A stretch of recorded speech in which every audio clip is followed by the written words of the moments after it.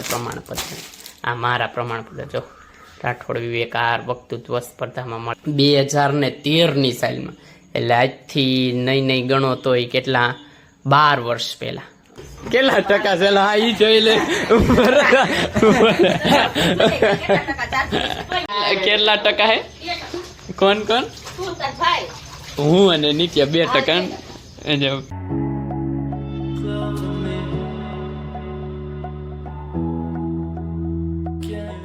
નમસ્કાર દર્શકો, કેમ છો બધા મજામાં? આશા કરું છું બધા મજામાં જશો। આજે બ્લોગ ની શરૂઆત કરી નાખી બહુ રાત્રે અને આજે છે શુક્રવાર, મમ્મીને રજા નથી અને ના રજા આમ તો નથી તે બરોબર હા નથી બપોર કેડે બપોરે 2 વાગે ગયા હતા। નીતિનભાઈ આજ વહેલા આવતા રહ્યા છે અને ગયા હતા કપડા લેવા। શું લાયા નીતિનભાઈ કપડા? લે કાંઈ નહીં ખોટું બોલે, હકીકતમાં કપડા લાયા છે ને આ બાજુ છે ને ઢોકળા બને છે જો આ બાજુ આ રબડું બની ગયું છે અને આમાં ઢોકળા મુકાઈ ગયા છો તો ઢોકળા બને છે। બાકી જો નીતિનભાઈ ઓવર અને શું કહેવાય લેયરિંગ કરીને બાકી તૈયાર છે એકદમ પૈણવા માટે, પણ હજી નહીં। તો અત્યારે નીતિનભાઈ ખાતા ખાતા ફોન ઘુમાડે છે અને જો ટમેટો સોસ અને જો બની ગયા ઢોકળા ફાઇનલી હવે બધા ખાઈ નાખી જો બધાય ખાવા બી ગયા। તો ગુડ મોર્નિંગ બધાને। અત્યારે રવિવારની સવાર પડી ગઈ છે। હાજી આગળના બ્લોગમાં રવિવાર હતો, આ બ્લોગમાં તે આખા અઠવાડિયામાં રવિવારથી રવિવાર બ્લોગ બને અને નીતિનભાઈ જાય છે ગેરેજે કારણ કે એને બપોર સુધી જવાનું હોય, બપોર પછી રજા હોય કે જો ગેરેજના કપડાં પહેરી લીધા છે મેલા અને હવે ચાહે અને વાગી ગયા 8:45 અને હવે હે નાસ્તો કરી લઈએ। નાસ્તામાં શું છે બતાવું જો પાઉંભાજી ઈ આટલી એવી તેનું કારણ છે કાલે સાંજે પાઉંભાજી લાવ્યા હતા તો એ પડી હતી ફ્રીજમાં મૂકી દીધી, હવાને સવારે અત્યારે ગરમ કરીને ખાવાની કોઈ મજા આવી છે। ચા અને ભાખરી ને ભાજી મજા જ આવ્યા રાખે ભાઈ। સવારના તો પછી રેડી થઈ જતા 4:15 થઈ જશે અત્યારે હું તમને બતાવી દઉં છું ફ્રોન્ટે ટાઈમ જ ન મળે। આમ જો રવિવારે એક દિનની રજા કેટલા કામ છે હમણાં હવે નીતિનભાઈ આવે ને તો એને લઈને બૂટ લેવા જવાના છે, ટૂંકમાં શૂઝ લેવા જવાના છે એના હાટું। તડકો હે બાકી 4:15 વાગ્યાને જાઓ ઘરે જો બેઠો તો એક જો શું વસ્તુ કાઢે છે જ્યારે બ્લોગમાં એકય વખત જ્યારે હું બ્લોગ નથી બતાવતો એ વખતનો ખજાનો આપણો ચાલો આ છે બેગ મારું અને આમાં ચોપડા છે જે હું ભણતો હતો એ વખતેનું।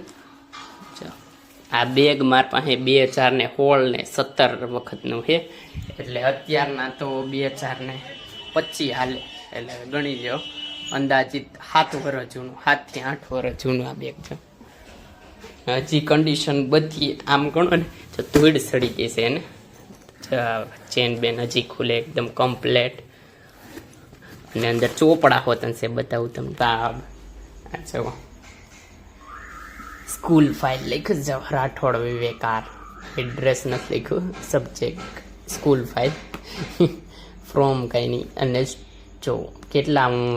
સ્ટાન્ડર્ડમાં પણ તો 8 એટલે 8મું પણ તો 2018માં એ વખતની આ ફાઇલ છે જો એકદમ આપણે જે સ્ટુડન્ટ હોય ને એની લોકો માટે આ ખજાનો હોય એવી રીતના જો આ બધા મારા સર્ટિફિકેટની। અને આ શું છે જો નીતિનભાઈની હોલ ટિકિટ છે, એને 10મું અને 12મું પાસ કર્યું ને એનું છે પ્રમાણપત્ર આ મારા પ્રમાણપત્ર જો રાઠોડ વિવેકાર વક્તૃત્વ સ્પર્ધામાં મળેલું છે। કઈ જગ્યાએ ગઢડા સ્વામીના હું ગયો હતો ને 2018માં ત્યારમાં જો 18-12-18નું છે। પછી આ 2016 સાલનું છે, આ કંઈક કમ્પ્યુટર ક્લાસનું છે। આ સૌથી જૂનું અને મારા જીવનનું પહેલું પ્રમાણપત્ર કહી શકાય એવું તો જો 2013ની સાલમાં એટલે આજથી નહીં ગણો તો એ કેટલા 12 વર્ષ પહેલાં જ્યારે હું લગભગ કેટલામું ભણતો 4થું ભણતો એ વખતે રાઠોડ વિવેક જો રાજેશભાઈ અને આ બધું વાર્તા સ્પર્ધામાં પ્રથમ ક્રમાંક આવ્યો હતો। પોરબંદર જઈ અમે રહેતા અને પોરબંદર હું ભણતો એ વખતનું। ત્યારબાદ બીજું 2014માં મળેલું આ પ્રમાણપત્ર ચિત્ર સ્પર્ધામાં ઉર્યો હતો એનું। ત્યારબાદ આ બહુ મસ્તનો ભાવનગર હું ગયો હતો કાવ્યગાન સ્પર્ધામાં ઈ છે જો આમાં તારીખ વગેરે તો 2017 છે જો 2017માં તો આ ફાઇલ અમને જે આપતા એ પ્રોજેક્ટ વર્ક અલગ અલગ કરવા આપતા એમાં જો આ ઇન્ડિયાનો આપણે નકશો છે આમાં બધું કરે આ જો 6/2/18 તારીખે મારે જા ચિત્ર મેં દોરેલું વિક્રમ બેતાળનું ત્યારબાદ જો ગણેશજી દોરેલા છે ત્યારબાદ જો આ રાજપૂત યુગનો મહેલ યશોવર્મા હર્ષવર્ધન રાય એ બધા અને જો અહેવાલ લેખન છે ત્યારબાદ દુહા મુક્તક હાઈકુ જો હાઈકુ પછી આ મહાપુરુષોના સમાધિ સ્થળને કયા નામથી ઓળખાય એ બધું લખેલું છે પછી આ છાપામાંથી કટિંગ કરીને લીધા હોય આ સ્વામિનારાયણ મંદિરનું છે અલગ અલગ મૂળ આમાં ફાઇલ આખી બનાવેલી છે 2018 વખતની ફાઇલ 25 સુધી હજી સાચવીને રાખી છે એમને કારણ કે આમ ગણો ને તો અમારા માટે આ બધી ગોલ્ડન મેમરીઝ કહેવાય બાકી જો આમાં પાઠ્ય પુસ્તકો હતા છે જો સામાજિક વિજ્ઞાન ધોરણ 10 આ ઇંગ્લિશ પછી અસાઇનમેન્ટ છે આ નવનીત છે ગણિતનું બધું ગામમાં ગયા હતા હમણાં નીતિનભાઈને લઈને અને નીતિનભાઈએ શૂઝ બૂટ લીધા નથી એનું કારણ છે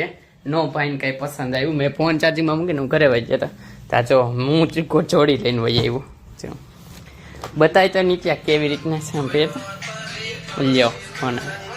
લગ્ન માટે નવા નવા કપડાં લઈ લીધા છે તો જો આ પેન્ટ છે અને એક આ જેકેટ લીધું છે હવે આને વ્હાઈટ ટી શર્ટની ઉપર પહેરવાનું લેયરિંગ કરીને ટૂંકમાં જીન્સનું જેકેટ અત્યારે તો નીતિનભાઈને ખીજાય છે મમ્મી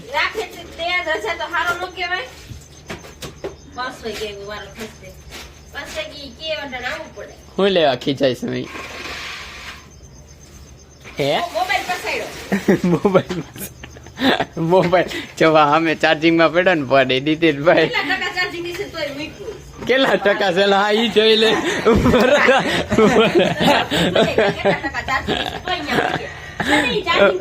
હા હો બહુ પછી ચાર્જિંગ ન કરાય ઈ તમે એને કેવી ઉપર જવા જાય ના ના હવે જવા જ જાવી છે જો આમ ફોન ને શાંતિથી આમ કરીને આમ જોઈ લેવાનું કેટલા ટકા આમાં દેખાતું નથી છે 79% છે બોલો 79% ફોન ચાર્જિંગમાં મૂકવા જોયું ને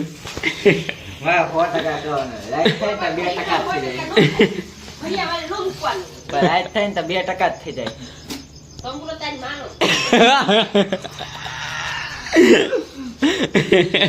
કેટલા ટકા હે કોણ કોણ હું અને નીત્યા 2% One day later. કપડા કેમ ચેન્જ થઈ જવાનું કારણ છે બીજો દિવસ આવી ગયો છે અને જીન્સના જે કાલે તમને જેકેટ ને બધું બતાવ્યું એમાં ફેરફાર થોડો કરી નાખો એક્સચેન્જ કરી આવ્યા છીએ થોડુંક પેન્ટ ને કંઈક લોસામાં હતું એમાં હવે જો અત્યારના જોવો આ ટાઈપનું કંઈક જેકેટ છે આખું બ્લેક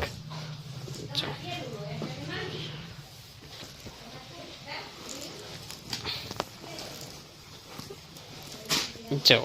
આ ટાઈપનું કંઈક બ્લેક જેકેટ લઈ આવ્યા છીએ આની અંદર વ્હાઈટ ટી શર્ટ આવી જાય અને આ બ્લેક પેન્ટ જો એકદમ પ્લેન બ્લેક છે નો ડિઝાઇન ફંકી નહીં કાંઈ સ્ટાઇલ નહીં જો એકદમ પ્લેન બ્લેક એકદમ મસ્ત લાગશે આ જોડી જો જાહે મેચિંગ બધું અને વ્હાઈટ ટી શર્ટથી લેયરિંગ કરી નાખવાની જો ઓલરાઈટ જી તો અત્યારે અહીંયા હોટલે બેઠા છીએ અને એડિટિંગ કરતો હતો અને બધા ભાઈ બધો ઘરે જતા રહ્યા છે આખી સીરી ખાલી છે સુમસાન 11:30 થઈ ગયા છે તો હવે આ બ્લોગને એને એન્ડ કરી દેવી જો તમને આ બ્લોગ ગમ્યો હોય તો લાઈક કરજો શેર કરજો અને મારી ચેનલને સબસ્ક્રાઈબ કરજો તો મળીએ આગળના બ્લોગમાં ત્યાં સુધી બાય અને હા ખાવાનું પીવાનું મજાની લાઈફ બાય બાય